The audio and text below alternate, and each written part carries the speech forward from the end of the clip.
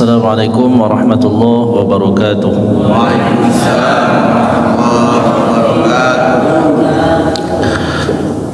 Bismillahirrahmanirrahim. الفاتحة إلى أرواح كافة عباد الله الصالحين ووالدينا ومشايخنا في الدين وذوي الحقوق علينا وأموات أهل هذه البلد من أهل لا إله إلا الله أجمعين، ثم إلى أرواح أموات المسلمين وأحياهم إلى يوم الدين، أن الله يغفر لهم ويفرج كروب المسلمين ويرحمهم ويشفي مرضاهم ويجمع شملهم على الهدى ويؤلف ذات بينهم ويولي عليهم خيارهم ويصرف عنهم شرارهم ويكفينا وإياهم شر الفتان والمحن والمؤذيين والمتعديين من قريب أو بعيد ويرخي أسعارهم ويغزر أمطارهم ويعطي كل سائل منا ومنكم سؤله على ما يرضي الله ورسوله ويفتح علينا فتوح العارفين ويختم لنا بالحسنى وهو راض عنا في خير ولطف وعافية،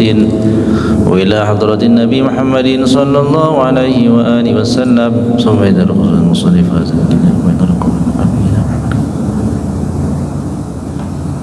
الفاتحة. أعوذ بالله من الشيطان الرجيم. بسم الله الرحمن الرحيم. الحمد لله رب العالمين الرحمن الرحيم مالك يوم الدين، إياك نعبد وإياك نستعين، اهدنا الصراط المستقيم صراط الذين أنعمت عليهم غير المغضوب عليهم ولا الضالين، آمين. Bismillahirrahmanirrahim. Alhamdulillahi rabbil alamin. Alhamdulillahi alladhi sadaqana wa'dah wa awrasana al-ardha natabawwa'u minal jannati haythu nasha' fa ni'ma ajrul amilin. Ashhadu an la ilaha illallah wahdahu la syarika lah wa ashhadu anna sayyidana wa maulana Muhammadan abduhu wa rasuluh la nabiyya wa la rasula ba'dah, amma ba'du. Jamaah sekalian, alhamdulillah pada malam hari ini kita bersama-sama bisa hadir, yakni dihadirkan oleh Allah Subhanahu wa taala dalam majlis yang mulia ini. Mudah-mudahan kehadiran kita ini ikhlas karena Allah Subhanahu wa taala, sehingga Allah lah yang memberikan balasan yang terbaik untuk kita semuanya. Salawat dan salam semoga senantiasa tercurahkan kepada baginda Nabi sallallahu alaihi wa alihi wasallam yang telah membawa risalah Islamiyah sehingga kita semuanya termasuk bagian daripada umatnya. Mudah-mudahan kita semuanya akan mendapatkan syafaatnya di yaumil qiyamah kena. Amin ya rabbal alamin. Alhamdulillah, di tengah kesibukan kita semuanya bisa hadir di dalam majlis ilmu. Mudah-mudahan ini adalah salah satu daripada bentuk kesungguh-sungguhan kita dan kesungguh-sungguhan niat kita di dalam mencari ridha Allah Subhanahu wa taala dengan jalan hadir di dalam majlis ilmu. Allah Subhanahu wa taala telah memilih kita semuanya, dan salah satu bentuk Allah Subhanahu wa taala, bukti Allah Subhanahu wa taala menginginkan kebaikan pada kita, bahwa kita dijadikan termasuk orang yang hadir di dalam majlis-majlis ilmu. Tidak mungkin jika Allah Subhanahu wa taala tidak menghendaki kebaikan, maka pastilah tidak akan dihadirkan di tempat-tempat mulia. Oleh sebab itu, bersyukurlah kita pada Allah atas kesempatan yang diberikan oleh Allah kepada kita semuanya. Alhamdulillah, malam hari ini kita akan melanjutkan membaca kitab Syarhul Mawa'iz Al-Usfuriyah, Sarah Mawa'iz Al-Usfuriyah li hadratis Syekh Muhammad bin Abi Bakar Al-Mashhur bi Usfuri rahimahullahu ta'ala wa ja'alal jannata maswah. Amin ya rabbal alamin. Kita lanjutkan membaca kitab Sarah Mawa'iz Usfuriyah yang ditulis oleh Syekh Hadratus Syekh Muhammad bin Abu Bakar, Muhammad bin Abi Bakar yang lebih masyhur dikenal dengan Bi Usfuri. Kita telah sampai pada yakni al-hadithus sabi'un, bermula hadis yang ketujuh. Bismillahirrahmanirrahim. Qala al-musannif rahimahullahu ta'ala, nafa'ana Allahu bihi wa bi'ulumihi fid darain amin. Al-hadithus sabi'u, bermula ini itu hadis as-sabi'u yang ketujuh. An Abdis Samad bin Mughaffal, daripada Abdis Samad bin Mughaffal, qala, telah berkata ia Abdis Samad bin Mughaffal, sami'tu, aku telah mendengar, anna Wahbab na Munabbihin, bahwasanya Wahab bin Munabbih radhiyallahu taala anhu, ini Wahab bin Munabbih ini seorang pendeta ya, seorang pendeta yang soleh yang masuk Islam di zaman Khalifah Umar bin Khattab radhiyallahu taala anhu, termasuk bagian daripada orang-orang terkemuka yang banyak meriwayatkan hadis Nabi. Awalnya beliau adalah seorang pendeta yang ahli kitab. Maknanya beliau ini mengetahui banyak informasi dan sebagai orang yang aktif membaca kitab Taurat ya, atau kitab Zabur. Nah, beliau ini namanya Wahab bin Munabbih. Jadi kalau kita enggak sedang baca biografinya supaya tidak kepanjangan, tapi Bapak-bapak Ibu sekalian bisa membaca dalam tarjamah, namanya Wahab bin Munabbih. Silakan saja googling, bolehlah. Namanya ini tarjamah ya, atau riwayat hidup. Namanya Wahab bin Munabbih. Munabbih atau Munabbah enggak apa-apa dibaca begitu.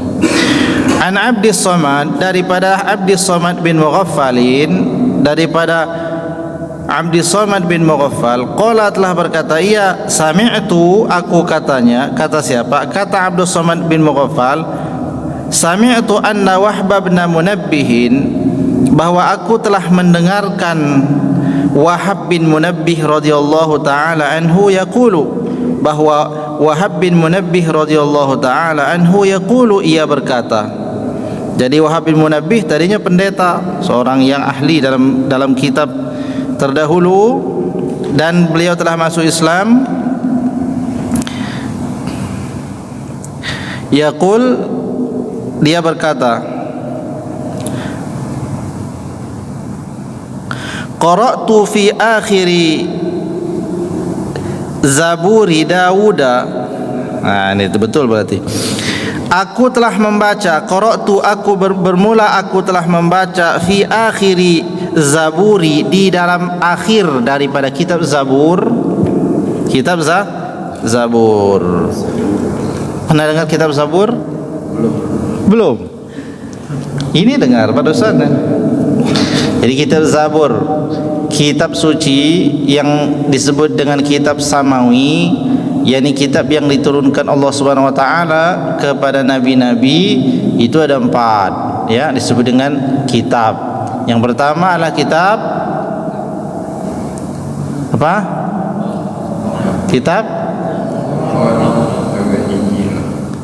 Kitab Zabur, terus kitab Taurat, terus kitab Injil, terus Al-Quran. Jadi 4 kitab suci ya, yang diturunkan Allah Subhanahu wa taala, disebut dengan kitab Samawi. Di antara kitab Samawi itu, kitab suci sebelum Al-Quran, itu namanya Zabur. Kata Wahab bin Munabbih, aku membaca di akhir daripada kitab Zaburnya Daud, Nabi Daud itu, salawatullah alaihi, salasina satron, ada 30 lembar. Aku membaca di akhir kitab Zaburnya Nabi Daud ada 30 lembaran.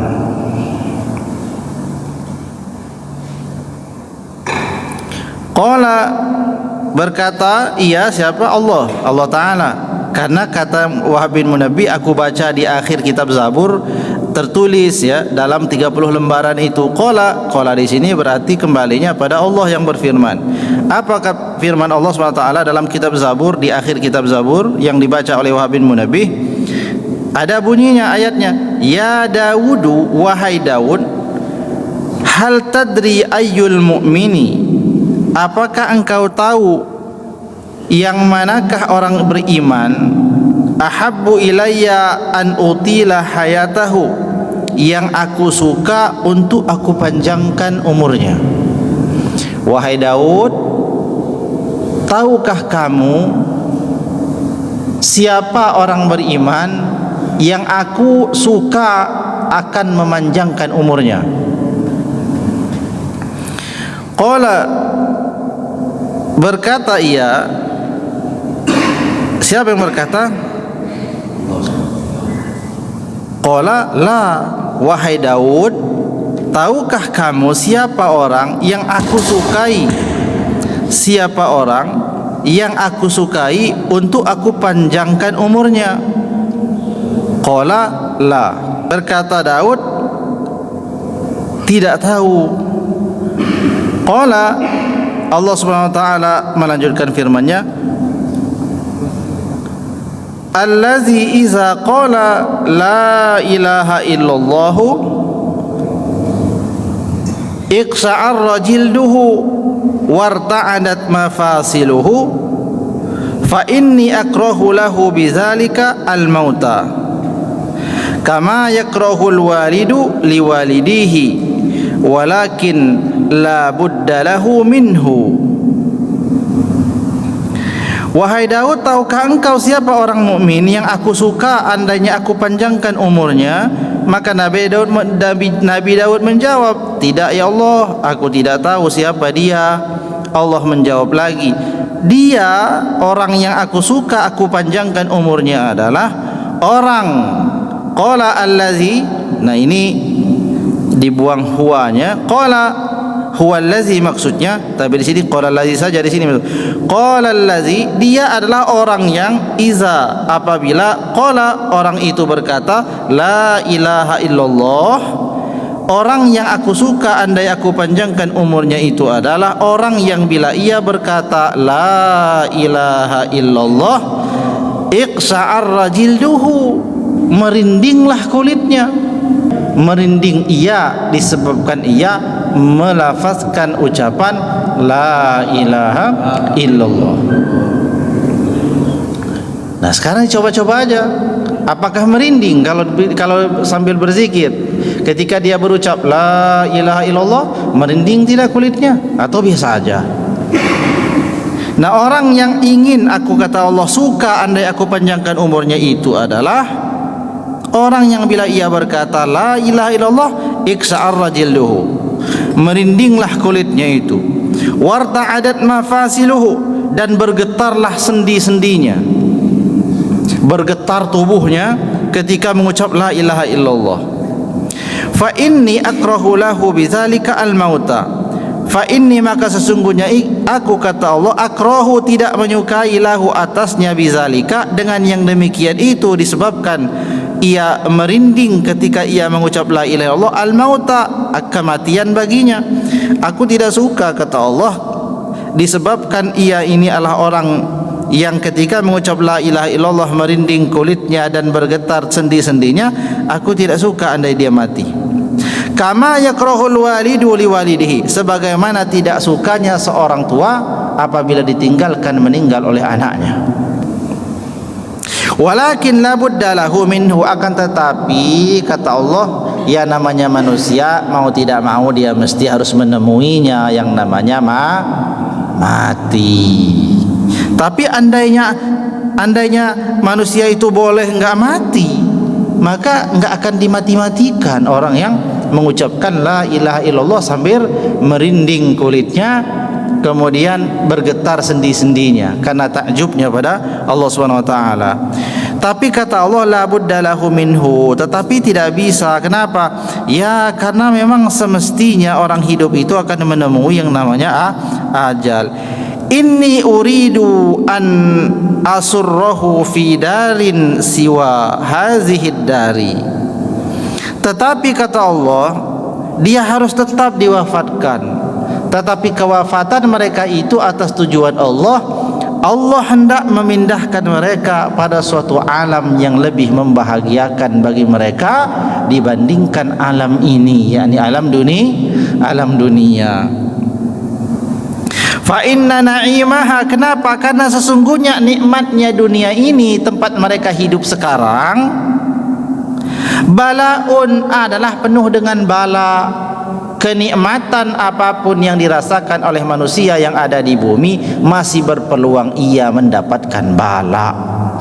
Sekarang ada orang diberi kenikmatan apa contohnya? Kenikmatan apa? Sebut saja kenikmatan yang dirasakan penduduk bumi. Silakan sebutkan satu-satu apa-apa yang sering dihayalkan merupakan nikmatan yang dirasakan penduduk bumi.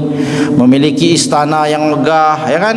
Kendaraan yang banyak, kemudian apa saja kan? Pelayan-pelayan yang banyak, semua kebutuhannya itu bisa terpenuhi dengan mudah. Tapi ingat, di tengah kenikmatan yang seperti dilihat orang di puncak kenikmatan itu, sesungguhnya di situ masih ada balanya. Masih ada kan balanya? Masih ada balanya di dunia ini. Walaupun dia ditimpa, diberikan kenikmatan, apalagi yang melarat, ya lebih besar lagi balanya. Orang yang mendapatkan kenikmatan dunia saja masih ada peluang bala di situ. Begitulah kata Allah. Jadi aku hendak memindahkan mereka, orang yang soleh, yang ketika mengucap la ilaha illallah tadi itu bergetar, merinding kulitnya, kemudian bergetar sendi-sendinya.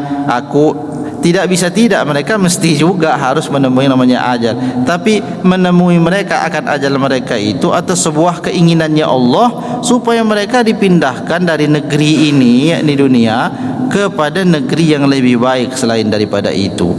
Fa inna na'imaha, maka sesungguhnya nikmatnya dunia itu balaun, juga bala. Nikmatnya dunia ada balanya juga.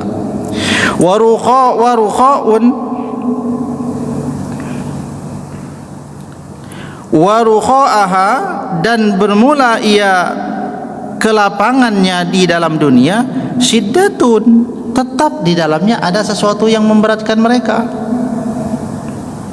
Wa fiha aduun, dan di dalamnya dunia itu aduun, ada terdapat musuh-musuh mereka, la ya'lunakum khabalan, yang tiada mereka, musuh-musuh mereka itu tiada peduli akan kesulitan, tiada peduli dengan kesulitan mereka.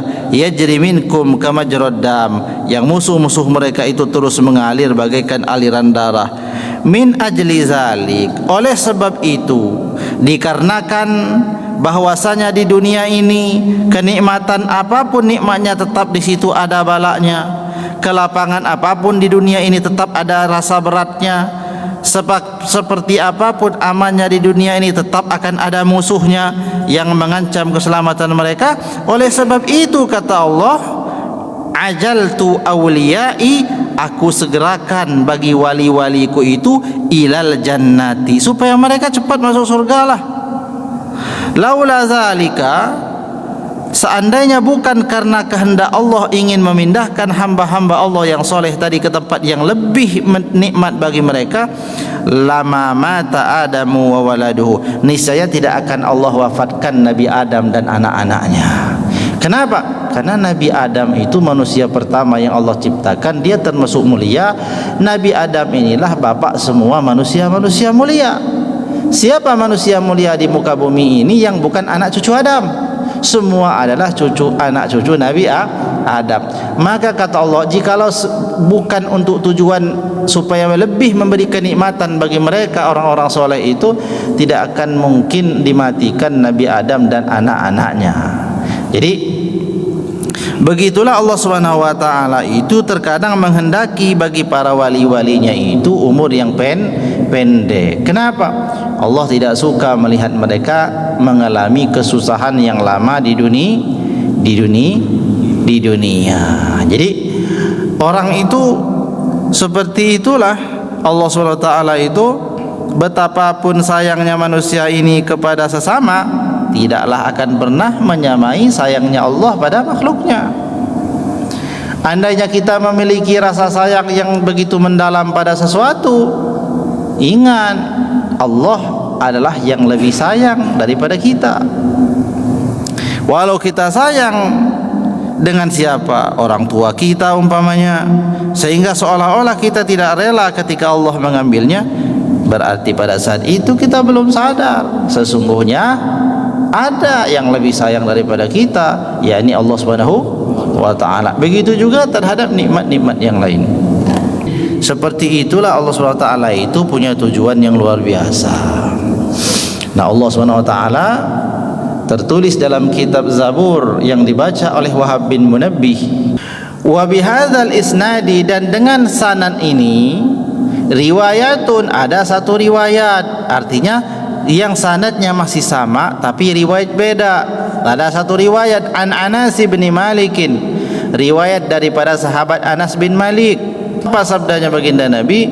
Barang siapa yang mengucapkan kalimat la ilaha illallah lalu ia memanjangkannya, makna memanjangkannya dia baca dalam keadaan yang panjang. Ucapan la ilaha illallah, maksudnya dia resapi kalimat itu, dia baca dengan panjang, lalu dia tidak tergesa-gesa mengucapkan itu. Andainya ada orang yang mengucapkan kalimat dengan dipanjangkan dengan demikian itu, hudimat lahu arba'atu alafi dzambin minal kabairi, maka dihabiskan bagi orang tersebut 4.000 dosanya yang termasuk dosa-dosa besar. Nah ini luar biasa ini.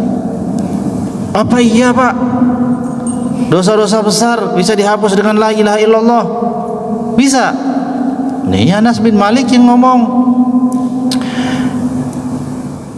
Bisa nggak Pak dijelasin lagi kira-kira yang masuk akal begitu? Ya ini sudah masuk akal sudah. Coba bayangkan orang kafir yang tidak beriman pada Allah, seumur hidupnya melakukan semua dosa-dosa besar. Mencuri, ya iya. Merampok, ya iya. Mabuk, ya iya. Membunuh, ya iya. Semua perkara-perkara dosa besar dia lakukan semua.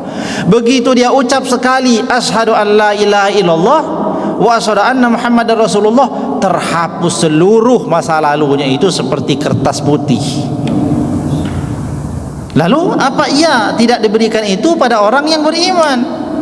Sebesar-besarnya dosa besar yang dilakukan orang beriman, dia tidak menyekutukan Allah, masih lebih mendingan dibandingkan orang musyrik, orang kafir yang tidak beragama. Jadi ucapan la ilaha illallah betul-betul andainya ia resapi dalam hatinya, dia penuhi maknanya, dia yakini maknanya, dia ta'zimi Allah Subhanahu wa taala, dia yakin betul dengan kalimat la ilaha illallah, akan terhapuslah dosa-dosanya. Bahkan dituliskan di sini 4.000 dosa-dosa besar. Masya Allah.